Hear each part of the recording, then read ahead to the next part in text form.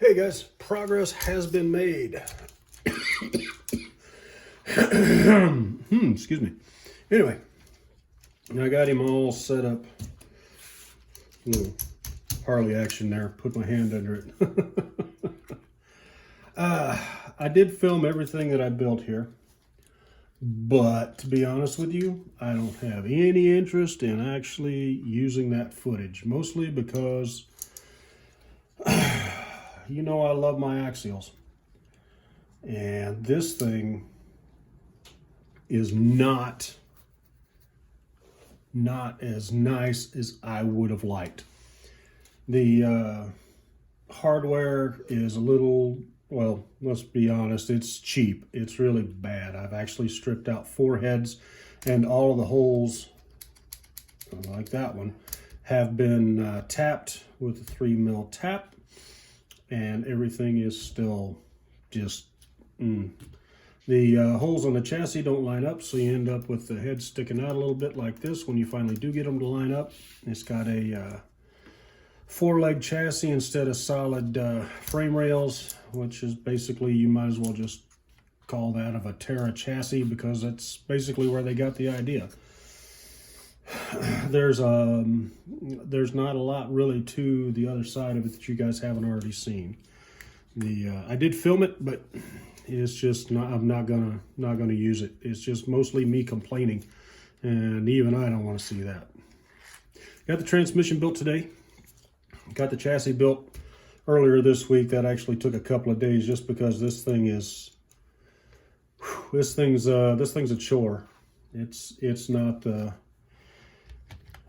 best thing I've ever built, but it's not the worst either. So let's just leave that where it is. I'm still looking for a paint color.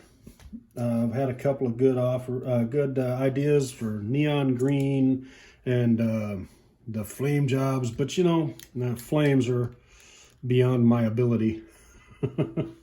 I've been looking around the valley, and I know that there are a lot of these things around, and almost, I'd say a good portion of them are white. They're white with or without the black top. It just depends, I guess, on which Rubicon they got. I already have a couple of white trucks, actually. So I'm not sure I want to go that way, but, you know, you really got to put some pressure on that. Anyway, this is where we are currently. I mean, I don't have... That is just... I may end up locking that out too, just because. The transmission is super intricate. It's really overly complicated to do a pretty simple job. The motor up front is nice. Up high like that is fine. I don't mind. There isn't really enough room in the chassis to put a motor down here and run everything separately. So that's a pretty good idea. They did this on the HPI Venture. So I'm actually pretty happy about that. I like that idea. But I've got a Holmes Hobbies motor coming. So this is basically just a placeholder. It's a 55 turn. And depending on how long it takes to get my motor in from Holmes Hobbies, I may end up running that for the first run. We'll see what happens. If you're going to get this and this is your first kit, don't do that. This is a kit for somebody that's built a lot of kits and knows kind of where they're going and what's going on. You've got to be able to read through the directions for this thing and pick out the things that are not right, because there's a lot in that manual that is not right. I know they say they're going to fix it and all that stuff, but if you get one of the early ones like this, it's going to be wrong. There's going to be a lot wrong.